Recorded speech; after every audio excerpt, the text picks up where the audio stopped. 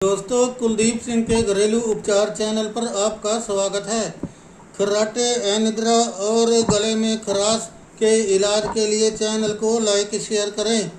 इलायची को गर्म पानी के साथ खाएं, इससे नींद आएगी और खर्राटे की समस्या भी दूर हो जाएगी। अगर आवाज़ बैठी हुई है या गले में खराश है तो सुबह उठते समय और रात को सोते समय इलायची चबा चबा कर खाएं और गुनगुना पानी पिएं, लाभ होगा। वीडियो पसंद आए तो वीडियो को लाइक करें, शेयर करें, सब्सक्राइब करना ना भूलें। आप सबका धन्यवाद।